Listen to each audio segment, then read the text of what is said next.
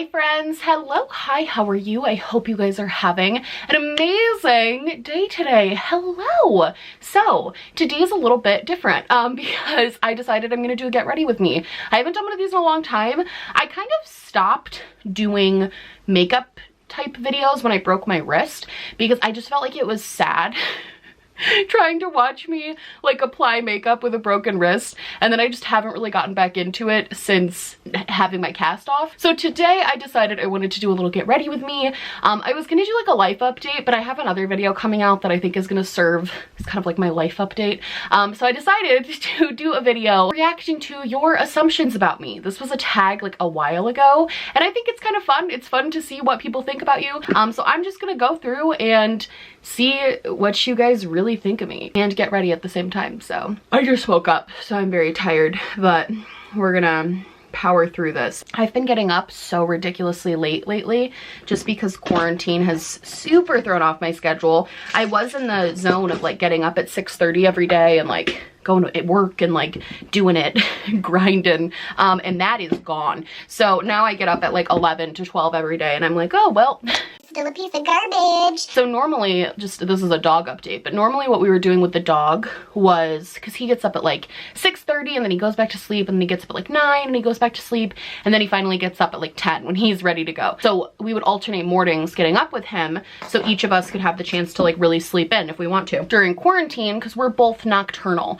And so for a while I was getting up half the time at like 6:30 and he was getting up, but the thing about it was like I would get up and I would not be able to fall back asleep at all. And I would just lay in bed for hours after going to bed at like 2:30 and waking up at 6:30. And I would just be miserable. And Charles hated during the day. When he has to go out during the day, we would just alternate that too. So if he had to go out like at 12, I would take him. 1:30, Charles would take him, right? And Charles didn't like that because he plays World of Warcraft now that we're in quarantine. He started that up again. And he plays with his friends, and like, I guess in World of Warcraft, I've never played, so I have no idea how this works, but I guess when you're like raiding, you can't just stop and like take the dog out, which seems like a really big flaw in a video game if you can't just stop playing it ever, but like whatever. It's not my thing.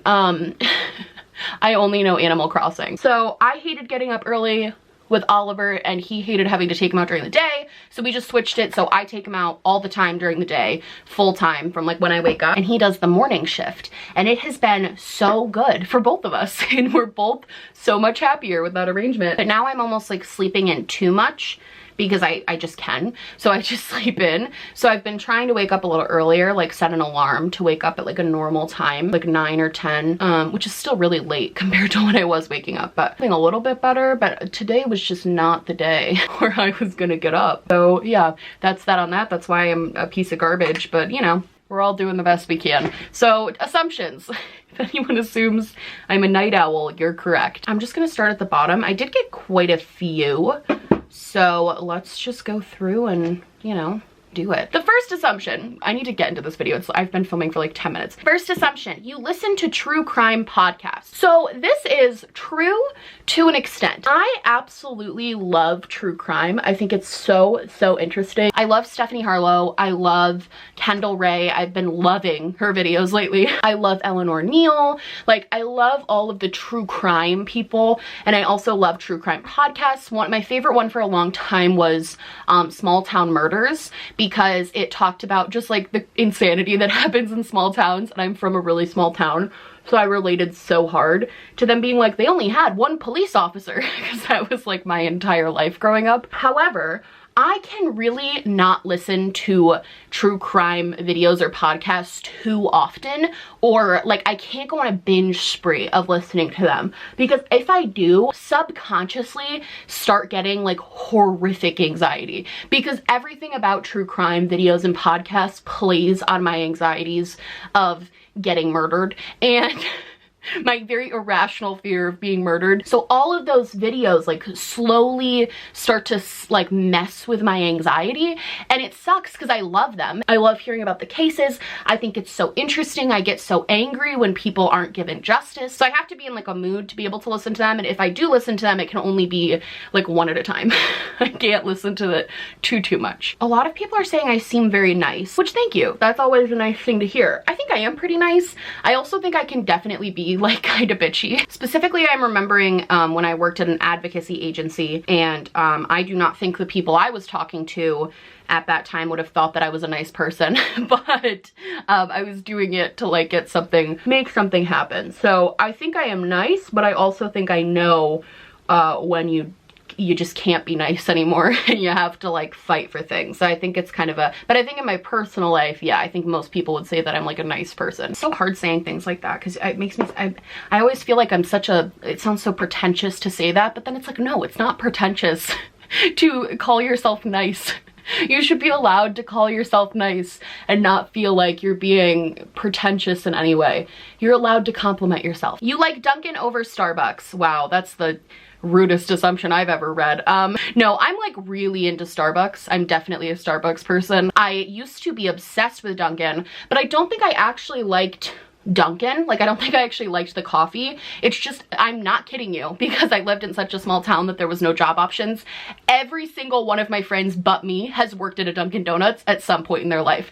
So I really just like Dunkin' because I got free coffee all the time. I never paid for coffee for like 3 years because all my friends just always gave me free coffee. And also I didn't have access to a Starbucks in my town. We only had a Dunkin' and a Tim Hortons, and then the Tim Hortons closed. So we really just had Dunkin'. So I definitely, once I was able to like live in a place that had Starbuckses that were close to me, I've never looked back. I've been a Starbucks lover ever since. You are clumsy, absolutely. I have hurt myself so many times. My nickname when I was a kid was Crash because they would always just hear from like another room if they left me alone when I was like 3 or 4, they would just hear a crash.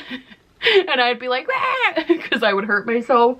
I am very clumsy. I drop everything. It's actually something I hate about myself because I feel like I look so stupid all the time because I'm always just like fumbling things. Even in my videos, if you've been watching for a long time, every single time I'm like reviewing a product or doing a haul or like doing a declutter, I drop something. Like something gets flown or dropped, or like I'm just the clumsiest person. But it's that and my bad handwriting are like my least favorite things about myself in like a superficial way. It's like the fact that I'm clumsy and the fact that I have horrible handwriting. You've changed. I feel like every YouTuber gets those. You've changed since your collaboration in a good way, in my opinion. Okay. Well, I feel like this person is saying that because they've seen a change. It's hard on YouTube sometimes because it's like, you've changed since your collaboration, but I don't know if it's the collaboration that was the thing that kind of made me, although I don't really know if I've really changed at all. It's hard to say. I'm not you guys, so like I don't know, but I don't think if anybody has noticed a change in me since the collaboration, I don't think it was as a result of the collaboration.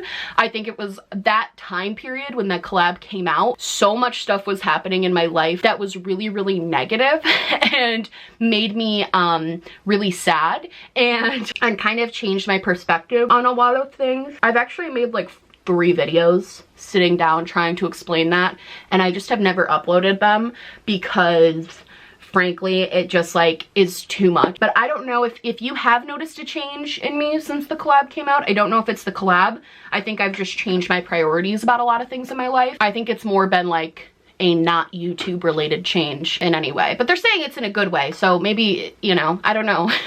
It's so hard to look back and be like, have I changed in the last 5 months? I don't know. You can't draw. Yeah, no, I can't. I so wish I could. Drawing is one of those things that I like have always wanted to be good at. And all of my friends in high school were all so good at drawing and were like amazing artists and could make these beautiful pictures and paintings and like took all the art classes, and I just never could draw. I loved it. I loved being in the art room. I loved my art teacher in high school. She was like literally one of the best teachers I've ever had. I took one of her classes senior year, and she is just like an amazing person and teacher. I'm still friends with her on Facebook and I love her. But I've always wanted to be like a good artist and be good at drawing and painting. I am just it's not for me. It's not in my blood to be good. I'm not precise enough, I think, is the problem. You're a star student / do really well in school. I do really well in school now. I didn't in high school. In high school, I just didn't even try. Like, I just didn't care in high school.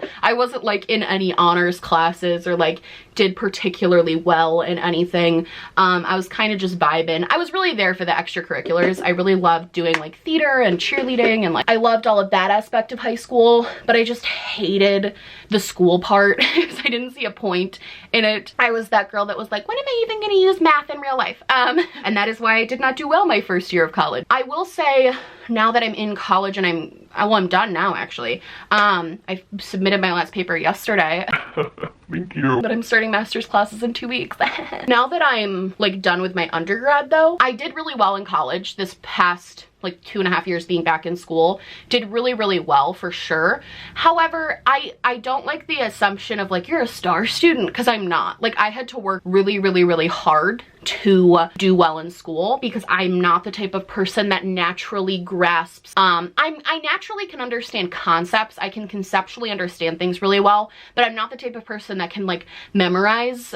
I'm not good at memorizing things. Like, I'm not good at doing flashcards and like phrases and different words and things like that. Like, that's something I had to build a skill to be able to do, and I worked really hard to be able to do. So while I got good grades in college, it was because I worked really hard to do so, not because I was like, I feel like a lot of people, it's like, oh, it wasn't even hard, I just did it. And I'm like, oh, what's that like? Because I cannot relate. You're gonna go on a super extravagant honeymoon with Charles. I don't know if it's gonna be necessarily extravagant, but we are planning like a longer honeymoon just because he's a teacher. I will be off from grad school during that summer.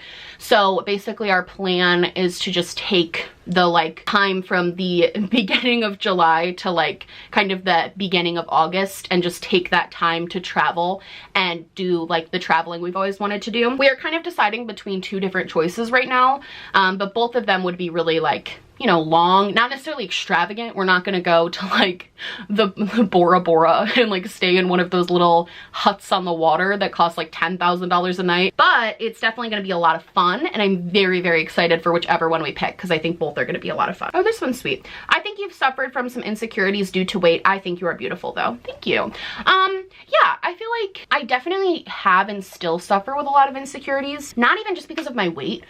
I think I just find a lot of things that are wrong with me, and I'm kind of mean to myself sometimes. I think I think a lot of people think it's because of weight, but it's not even necessarily that. It's just like, I don't know, I feel like it's normal to be insecure about things though, and have insecurities, especially being a girl a lot of times, because there's so many expectations kind of put on us by society of how we're supposed to look. And I think when you don't meet those expectations all the time, it's like you feel bad about it. Like, I remember in high school, I was chubbier in high school. I've definitely gained weight since high school, but I was chubbier in high school. And it's kind of like I hated myself so much then because I felt like my hair never looked like all the other girls' hair, and I never wore the right clothes that all of my friends would wear and looked so pretty.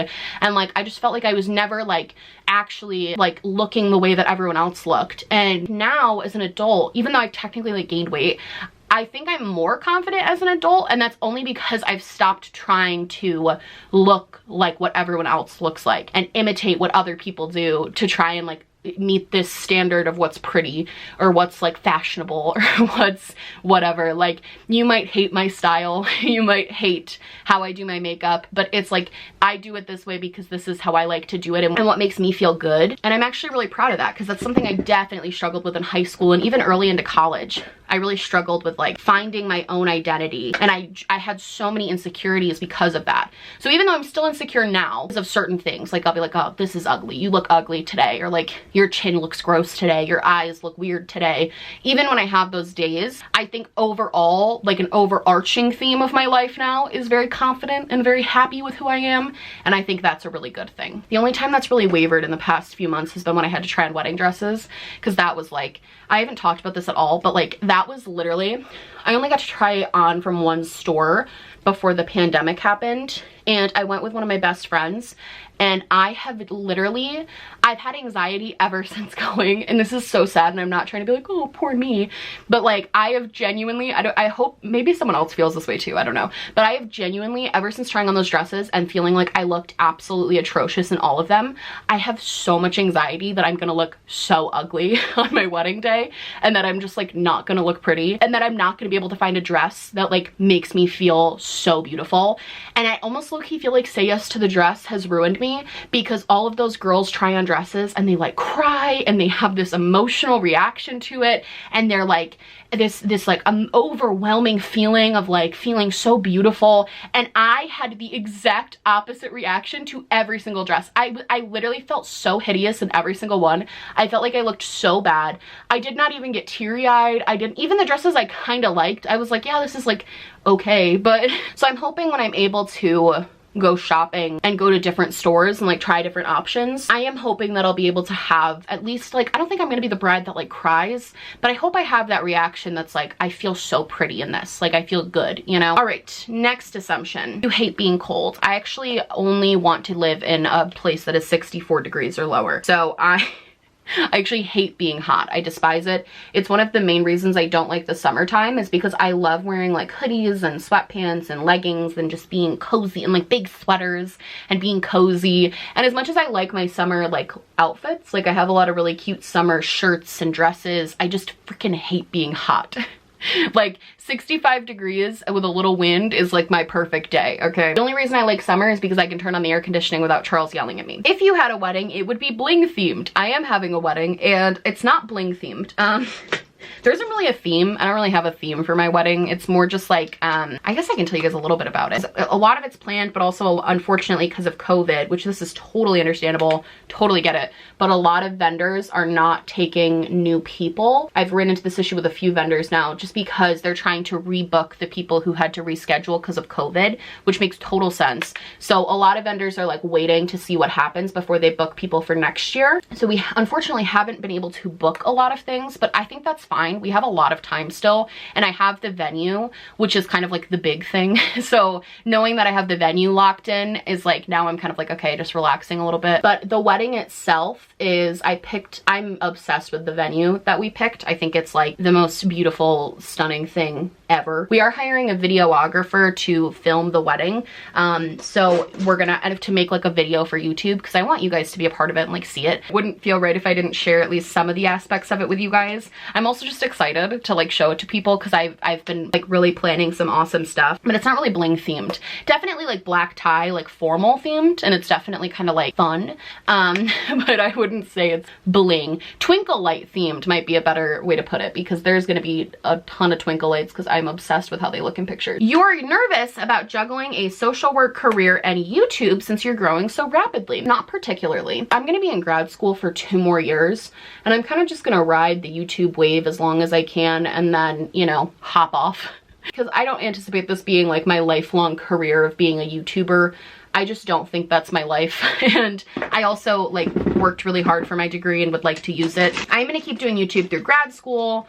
And just, you know, doing what I can. I don't put a lot of pressure on YouTube in that sense. And also, probably realistic, I guess it depends on where my life is, but I just feel like in 2 years when it's time to like get my job, if I am still doing YouTube, I would hope that I could incorporate what I have learned from doing YouTube into my job as a social worker. So lately what I've been really looking into, but you have to do this thing called a macro project where, and mine got really derailed because of coronavirus, as did all of my classmates. Everyone had to readjust. But I ended up doing mine as a paper that I wrote that was kind of like a guide to how to run an advocacy campaign on social media, and how you can utilize social media to, how social media is going to change the way that we see social justice within the next like 5 to 10 years, and how drastically things are going to change, and how social media is going to be like a focal point for activists and social justice causes and things like that. So I think activism is going to really take a turn to being really social media based. And something that I've been looking into now, thanks to a very wise professor who told me to think about this, I've been thinking about how I can incorporate what I have learned on social media, and by building this channel and by, you know, building on my other platforms, kind of take what I've learned from that and be able to implicate it into being an activist, and maybe working as like a social media coordinator for a social work agency or for an activist agency. The more I've been doing social work, when I started, I was like, I want to be a school social worker. And I still think that would be a really fun job, and I actually still want to do it kinda, but I also have just fallen in love with macro social work and policy changes and things like that. I'm sorry if this is so boring, but I've really fallen in love with that side of social work, the more kind of large scale stuff. And I think it would be really cool to work for an advocacy organization, and even could like pair that with my YouTube channel if it was still something that was really cool. So I'm actually more thinking of my YouTube channel as like a benefit to me, because for the field I want to go into, which is activism, I do think that it's turning in a way that is very social media focused. So I think I will have a unique skill set going into those jobs because I've done this. So I actually am now kind of like, okay, this is cool. So I'm not super worried about it. But yeah, I don't think I'm gonna post YouTube videos for the rest of my life, probably. Unless you guys wanna watch them, which is fine, but I don't think people are gonna wanna watch me for the rest of their lives either. So we'll see how it goes. I'm kind of just playing it one day at a time. I'm not putting too much, like, it's cool while it's happening, but I'm not anticipating this to be like my lifelong dream. Please tell me you had a Paramore phase. I am so sorry to disappoint. The only Paramore song I knew up until meeting Charles was You Are the Only Exception, which I know is not a valid Paramore song to know about. So no, I did not have a Paramore phase. I did not have an emo phase. I did not have a screamo phase. I did not have a scene phase. I was very, very basic and very preppy all throughout middle school and high school. You had a not like other girls phase. I don't know if I had a not like other girls phase necessarily, but I definitely have heard the phrase said to me, oh, you're not like other girls.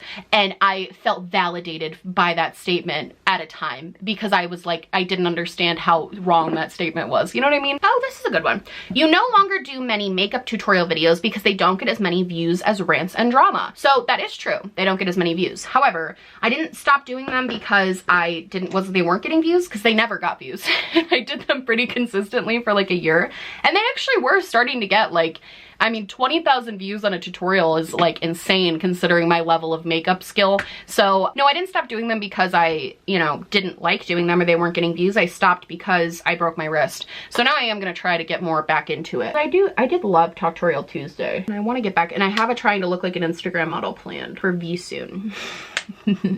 I found the look I'm gonna attempt. I think that'll be fun, because I know you guys miss those more silly videos too, and I miss doing them. They're so freaking fun. They're just time consuming is really the other thing too. When I was taking classes, it was like so hard to do them because they just take days. It takes so long to film, so long to edit. Like it's such an endeavor. So I'm glad I'm done with school now and I'm in summer for a little bit, so I can actually like do those more time consuming videos. I have another The Evolution Of series that I kind of started and only did one of, but I want to do more. I just didn't have time. So I'm gonna start doing those again too now that I have a little bit more time. You won't do any bridal makeup tutorials. I'm still debating on if I want someone else to do my makeup for my wedding or if I want to do my makeup for my wedding. So maybe I will do a bridal tutorial, and then if it turns out like crap, that will be my cue that I need to hire someone. When I first came across your channel, I thought you were going to be boring. You're not though.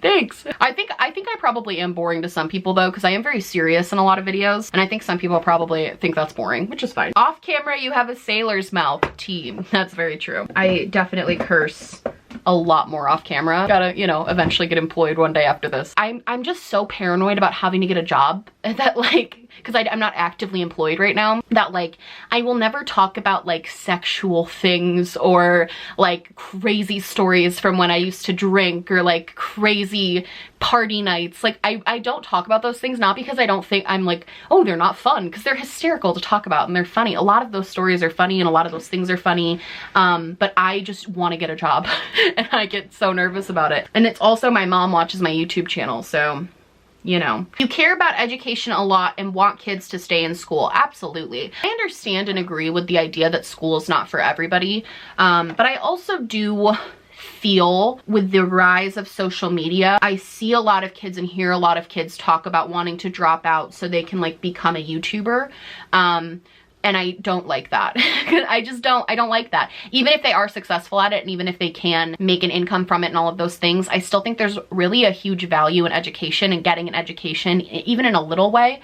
So that's kind of one of the reasons I talk a lot about being able to be a successful creator and also still go to school, because I've been able to be successful and balance school as a full-time student. And you don't even have to go full-time. You can go part-time. You can take one class at a time. You can just take a class for fun to like learn. And I do try to talk about that because I want to encourage people that it's like you can like have your dream of doing YouTube if that's what you want to do because you think it's a creative outlet for you, and also still get an education, which I do think education is important. Yes, there are other ways to learn. I understand that, but I'm definitely an advocate for education. And I also think a lot of kids, especially right now, that want to do YouTube, this might be unpopular, but I'm sorry, like I work with kids and I feel like their motive for, I work with like 7th and 8th graders who their motive for wanting to be YouTubers is because they think they can make a lot of money doing it, not because they're like hyper passionate about YouTube or like love creating content. Most of them have never even like tried to make a video. They just want the lifestyle that YouTube brings people, and I find that to be a little bit of a like, hey, maybe don't do that. Incredibly hardworking. I appreciate that assumption, and I would say that's true to them for the most part. Definitely have days where I don't do anything, but oh, this is a good one to end on. You have a really bad case of imposter syndrome, even though you shouldn't. Thank you. I do not like saying that I have imposter syndrome because I just feel like everyone says that they have it. Like, you know, like everyone's kind of like, which maybe everyone does, I guess. I think YouTube gives you a weird sense of imposter syndrome in general, and I think that's why a lot of YouTubers like have it, because it's not normal to have thousands of people telling you how amazing you are. Like, it's not normal, and it's a weird thing to adjust to. I think a lot of people think that the hate comments are like the hardest thing to adjust to, but you kind of get over those easily. It's hard to, especially if you have self-confidence issues, it's hard to adjust to the idea that like thousands of people think you're awesome and like think you're awesome enough to like subscribe or watch your videos or like consistently like the content you put out. Like, that's hard to wrap your head around, I think, and I think that's why it gives you this weird imposter syndrome, because it's like, do this many people agree with me? Are the people that don't agree with me just like not saying anything? Like, are they like, am I actually well-spoken? Like, am I this freaking well-spoken that I have like all these people telling me that I am? Like, I do have this weird sense of like, there's no way this many people could possibly think that I'm this cool. Because I'm like not, and I think that's a little bit hard. It's not hard, it's just like weird to adjust to. So I think it does give you the sense of imposter syndrome, and I definitely get imposter syndrome in school. Like, I was just nominated, I found out yesterday that I got nominated for a department award, which is like a big deal. I have a lot of kids in my department, and not all of them get nominated for awards. I was the only one out of my like friend group to get nominated for anything, and like, but I felt weird about that. Like, I felt like I didn't deserve, I don't know if I won yet or not, but I felt like I didn't even deserve a nomination compared to my friends because I think they're so much smarter than me. And I don't know if that's because I did have to work a lot harder in school, so I have this like self-consciousness of like, you had to work 10 times harder, and like that means that you're not naturally smart, and like you're never gonna naturally like do, but like, I don't know. I kind of spiral about that sometimes. I think when good things happen, it's always like, okay, but I don't really deserve this one. But I don't know if that's necessarily imposter syndrome. I think it's more just like having low self-confidence in my ability. It's always based on my ability to like speak and be smart. Like, I have very low self-confidence in my brain for some reason. Like, despite having a very high GPA, I know that I'm well-spoken. I know that I have that ability. But for some reason, I'm still very self-conscious about that. So I think when people compliment my brain or compliment the way that I speak or compliment how I am mentally, like, I always get really self-conscious about that. Does that make sense? I don't know. I'm gonna put on some lip gloss and shut up. This was my little get ready with me answering your assumptions. I hope you guys found it entertaining. I'm sure this video is gonna be kind of long, but you guys seem to like longer content. So I just realized I didn't even brush my hair after sleeping on it before getting on camera to film this video. So that's great. I love you guys so much. I hope you like this video. If you did, please like and subscribe, or just subscribe, or do neither. Honestly, just so happy you're watching me. Thank you so much for being here. My merch, my social media, and everything I just put on my face will be linked down below, along with a link to register register to vote. That's right, you can click on that link, you can register to vote, and you can be part of your democracy. It's a super fun, crazy thing you can do. If you're not from the United States and that link does not apply to you, please make sure you're staying informed, using your voice in a positive way, just doing the best you can, because the world needs more of it. And also, stay 6 feet apart, social distance if you can, and please stop protesting over coronavirus if you actually want to see macro level change that supports small businesses and people who are unemployed. Please vote for the correct people in November. So that's that on that. I love it. Sorry I'm getting sassier, but like, come on, people. I love you guys so much, and I will see you in the next one. Bye!